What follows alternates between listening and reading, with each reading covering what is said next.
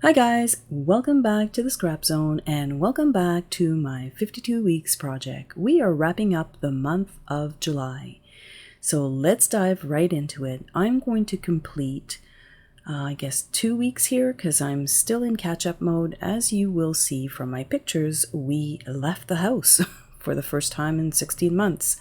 So I'm going to wrap up all 4 of these. So we've done all 4 layouts. I'm going to concentrate on this one right here, and if you want to see the other ones right here, you can check out the previous video. So as I mentioned before, we are into volume number 2, and I'm going to pull out my page protectors here. I'm going to sneak those in there, and I'm quite happy that I'm starting my second volume here, and it started off really nicely with a little family vacation. So I'm just going to pop those right inside. So this first one here, once I'm done with all the photos, I'm going to pop my flip flap. It's going to go right here on top. And I'm going to try not to put too many flip flaps because I don't want to have too much bulk in my album. So let's put week number 29. So if you did watch the previous video, I show you how to do the base pages for this this layout here. It's kind of like the center of the book, so it's like a double page spread. I'm just going to add my photos here, and you'll see that you've got the 3x3 photo that matches the left hand side, except it's on the reverse, so it goes right here at the top. And then I'm going to add my 4x3 photo, and even though they overlap, the photos that I've selected, it doesn't really matter. So I did pick from the July months of the year, and I did bring in the month of August only because the sayings were perfect, right? It says relax, sitting by the campfire. Well, I don't think I'm going to be doing that in August, so you can totally switch these up, guys. Like, use whatever works for your week and add them to your book. So I just kind of mixed a few of the sayings just because that's what I was doing this week. So let's put this page together. I'm kind of cheating a little bit because I did most of the hard work last video. I'm going to add a few of these wood shapes, and I did mention that I do kind of reach for these wood shapes quite a bit in this project because they are just the perfect size and they go with any paper pretty much. So here I'm going to dovetail my little I guess it's a title on this page as well. I'm going to ink distress it, and I'm going to add it right here at the top, right beside me sitting by the campfire. It was very, very nice, and it was very peaceful. My husband was out kayaking, as you can see, the beautiful sunset. You know, sometimes you just have to unplug, and this was definitely the place to do that. So like all of the other pages, I'm going to cut my little alphabet tiles, and I'm going to add them to this layout right here at the bottom. So it says week 29. And I'm going to wrap this up. I'm just going to add a little bit of liquid glue here on my little wooden shapes. And just like that, we're done. I kind of feel like I'm cheating, but I'm not. I did do the work just before I left. So I think that that looks really nice. I'm going to add a little bit of journaling at the end. You'll see that in the still shots. And I'm going to work on layout number 4, which is week number 30. So I'm going to sneak these into the album, and we're going to continue on with the last week for the month of July. So this one here was a whole bunch of scrap. I don't know if you remember, but I was very indecisive as to which pattern paper I was going to use, and I didn't have a whole lot. So these are just 1-inch strips, and I'm going to repeat a little tearing pattern here. So I'm going to add this green one and then this one right here, and I'm just going to repeat that 3 times on the page. I'm going to add my photos. Originally I was just going to put a dark matte, and then I decided to double matte the photos with just a little bit of white, and I just find that it brings light to the photo. So that's just a easy tip for you. If some of your photos are a little bit dark, if you add a little bit of a white border around them, they just pop off the page. So very much like the other pages here, I'm going to do ink smushing, but I'm not going to bring in the green. I wasn't 100% happy, to be quite honest with you, with the other two pages with the green and the splatter. I found that it was a little bit too much, but you know what?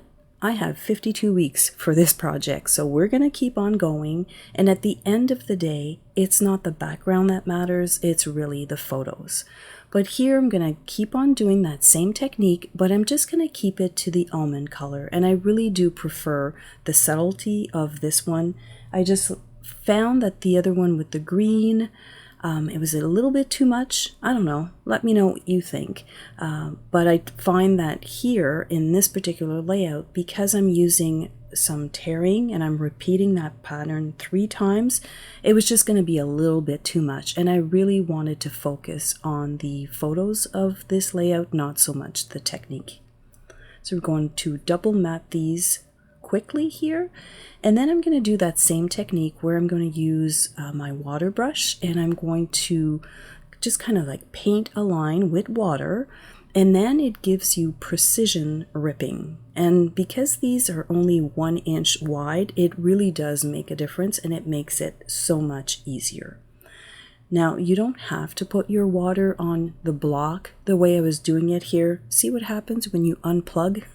You can just squeeze the barrel of the water brush and the water just comes out. But anyways, for whatever reason, I thought that I needed to squeeze the water off onto my block right here. And whichever way you decide to do it, it's going to work for you too. So anyways, I'm going ahead here and I've ripped all 3 pieces. I'm ink distressing them. I'm gluing them together, one on top. So the reason why I cut these strips at 1 inch is that it gives you a nice space to add your glue, and it's just easier that way. So I'm just going to layer these one on top of each other.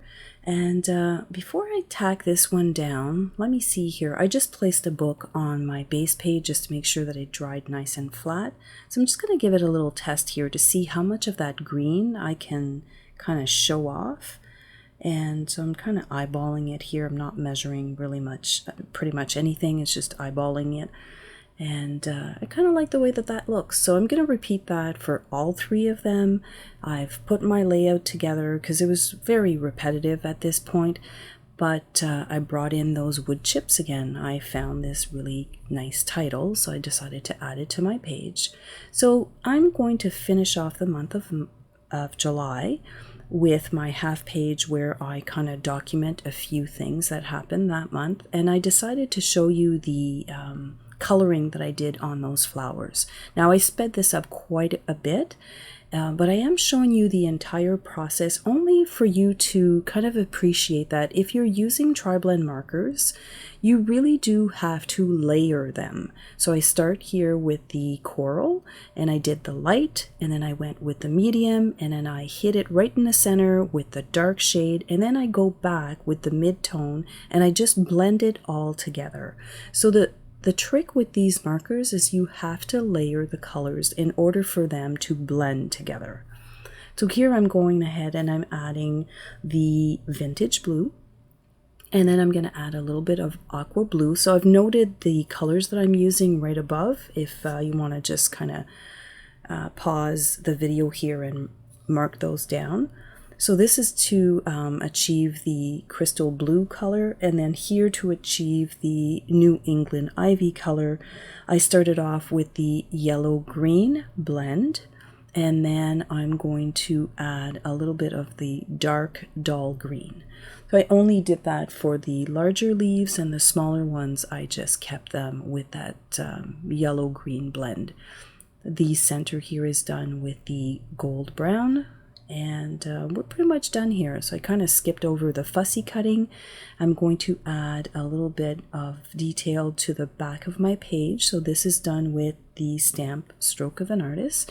I really like to add just a little bit of detail to the back of it. And then I'm just going to add my 2 little flowers. Now, even though my flowers and my pattern paper are completely different, everything flows and everything works together because I've kind of married up all of the same colors. So I think that it looks really cute with those little flowers. The first one is adhered down with thin 3D foam tape, and then I'm just going to tuck this one underneath just with liquid glue, and I'm just kind of rotating it so that it's not going in the same direction. We're almost done here, but I did go in my stash and I found these acrylic dots, and they were perfect, and they had that kind of pink color and the blue, so I wasn't sure, do I want blue here or do I want the pink tone? Come on, you. There we go. All right, no, not so much pink, but blue. Yes, definitely. Blue works really, really nicely right here.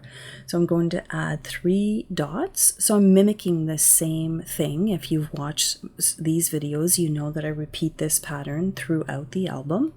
And I'm just going to close off the month of July. So I do like the way that these turned out, but I also like this one here that it doesn't have as much of a busy background at the back.